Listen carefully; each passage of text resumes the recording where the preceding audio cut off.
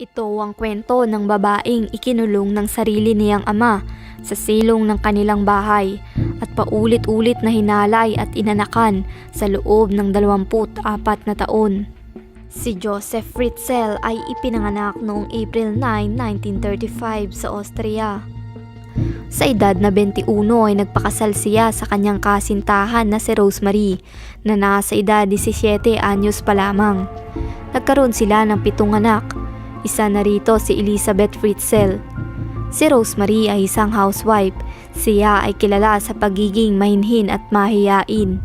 Si Joseph naman ay nagtatrabaho bilang isang engineer. Malaki ang kinikita niya sa kanyang propesyon, kaya marami siyang naipundar tulad ng bahay, paupahan at lupa.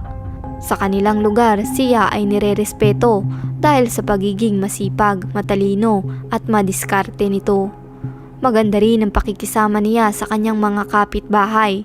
Ngunit sa loob pala ng kanilang tahanan, siya ay kinakatakutan ng kanyang asawa at mga anak dahil sa pagiging malupit nito.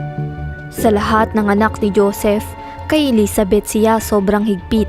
Hindi niya ito pinapayagang makipaglaro at lumabas ng bahay.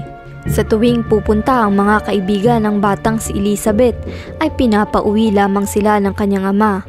Kapag may kailangan din ng ama, ay si Elizabeth lang ang lagi niyang hinahanap at inuutusan para lumapit sa kanya. Hanggang sa isang gabi, habang natutulog ang 11 anyos na si Elizabeth, ay pinasok siya sa kanyang kwarto ng kanyang ama. Agad nitong tinakpan ang kanyang bibig at pinagbantaang huwag mag-iingay. Nang gabing iyon, nagsimula ang maitim na balak ng kanyang ama. Habang hinahalay siya nito, ay tanging mahinang iyak lang ang kanyang nagawa dahil sa kanyang takot. Nang matapos na ang pangahalay ay pinagbantaan siya na huwag magsasalita tungkol sa pangyayari. Ilang beses pang naulit ang pangahalay na ito, ngunit dahil sa takot sa kanyang ama ay nanatiling tikom ang bibig niya. Mula nang mangyari ang pangahalay ay nagbago na ang mga kilos ni Elizabeth. Ang dating masayahing bata ay naging walang imik at madalas nang tulala. Isang araw ay kumuha ng permit sa munisipyo si Joseph para sa pinaplano niyang basement sa kanilang bahay. Nang umpisahan niya ang paggawa dito, ay mahigpit niyang pinagbawalan ng asawa at mga anak na huwag papasok sa basement na ito dahil ito ay para sa kanya lamang. Pinagbantaan niya ang mga ito na kung sino man ang mahuli niyang sumilip o pumasok sa silong ay bibigyan niya ng malupit na kaparusahan. Noong August 28, 1984, dito na nagumpisa ang kalbaryo sa buhay ni Elizabeth nang i-report sa pulisya ng kanyang mga magulang ang kanyang pagkawala. Mabilis namang tumulong sa paghahanap ang mga pulis, ngunit bigo silang makita ang 18 taong gulang na dalaga. Makalipas ang ilang linggo, may dumating na sulat sa bahay ng mga Fritzl. Ang sulat na ito ay nakapangalan mula kay Elizabeth. Ayon sa sinabi niya sa sulat, lumaya siya dahil pagod na siya sa buhay kasama ang kanyang pamilya, kaya wag na siyang hahanapin dahil wala na siyang balak bumalik kahit kailanman. Agad namang tumawag sa mga pulis si Joseph upang ipaalam ang sulat na natanggap nila. Sinabi ni Joseph na maaring sumama sa isang kulto ang kanyang anak dahil dati pa nito gustong gawin ito. Naniwala naman ang mga pulis dahil noon ay nagawa na rin itong lumayas. Ang hindi alam ng mga ito, ang dalagang kanilang hinahanap ay nasa silong lang pala ng kanilang bahay na tinatapakan. Noong gabi ng pagkawala ni Elizabeth, siya ay nasa loob lamang ng kanyang kwarto. Tinawag siya ng kanyang ama upang magpatulong na buhati ng mabigat na bagay na nasa kanilang silong. Agad namang sumunod si Elizabeth sa kanyang ama. Pinauna si Elizabeth bumaba at nang makakbang na ay mabilis na tinakpan ni Joseph ang muka ng kanyang anak gamit ang panyo. Agad namang nawala ng malay si Elizabeth dahil sa gamot na kanyang naamoy. Ang isang gabing pagkakakulong ay inabot ng linggo, buwan at taon. Halos araw-araw siyang pinupuntahan ng kanyang ama upang magdala ng pagkain.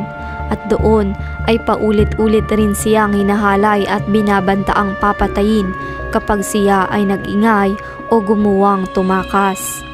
Isang araw ay nalaman ni Elizabeth na siya ay nagdadalang tao at nang malapit na itong manganak ay dinalhan lamang siya ng kanyang ama ng gunting, libro at kagamitan para sa panganganak niyang mag-isa.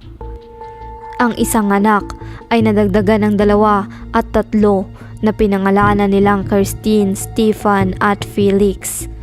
Nang maging 4 ay masyado nang masikip para sa mag-iina ang silong, kaya naisipan ni Joseph na iakyat ang sanggol pati ang 2 pang sumunod na ipinanganak ni Elizabeth. Ang kanilang mga pangalan ay Lisa, Monica at Alexander. Pinalabas ni Joseph na inabandona ni Elizabeth ang 3 bata at iniwan lamang ito sa labas ng kanilang bahay kasama ang nakasipit na sulat. Naniwala naman ang mga social workers at ang mga tao sa paligid nila. Hinangaan pa nila ang mag-asawang Fritzl dahil sa pagiging mabuting lolo at lola ng mga ito. Habang si Elizabeth kasama ang 3 pa niyang mga anak ay patuloy na naghihirap sa silong ng kanilang bahay. Tapilitan din silang pinagukay gamit lamang ang kanilang mga kamay upang palakihin pa ang kanilang kulungan. Ang paghukay na ito ay umabot ng ilang taon. April 19, 2008 nang biglang nawala ng malay ang panganay na anak na si Kirstine.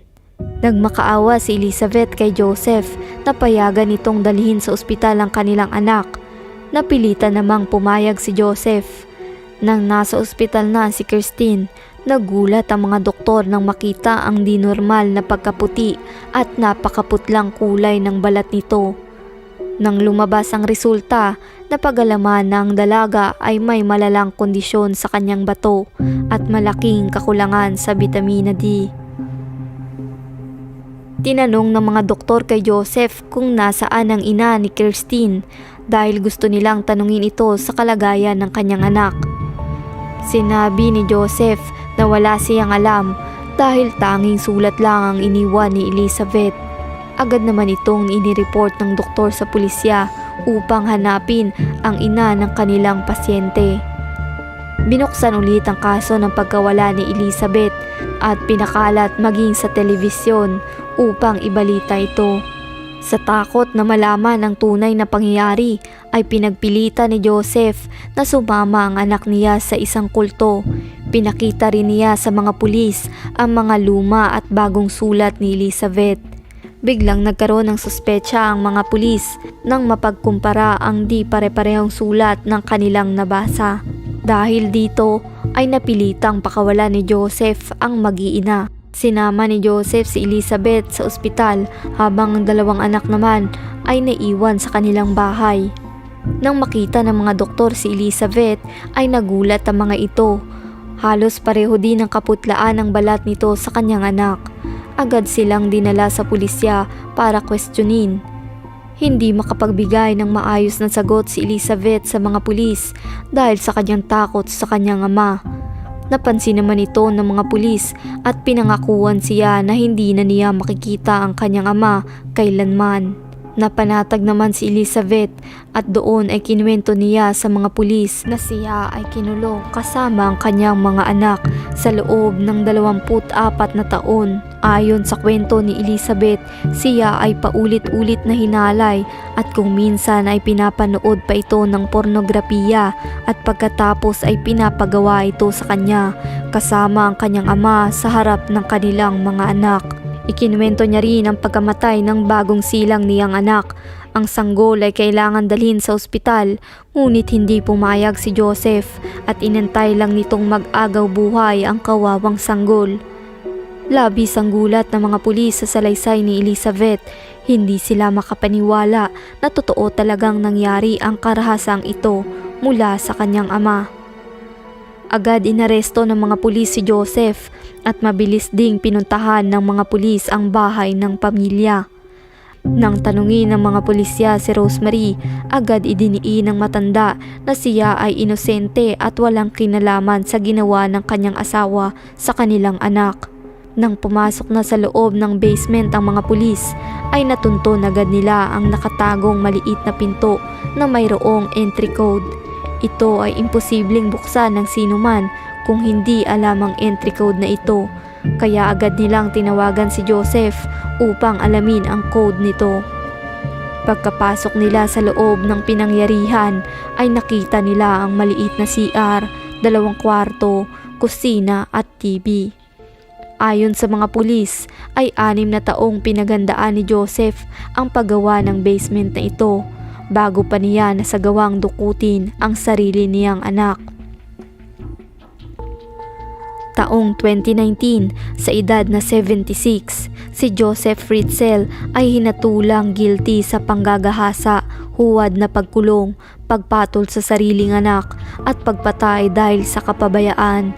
Siya ay sinistensyahan ng habang buhay na pagkakakulong. Si Elizabeth naman at kanyang mga anak ay agad din nila sa institusyon upang suriin at pagkatapos ay binigyan sila ng pribadong tirahan.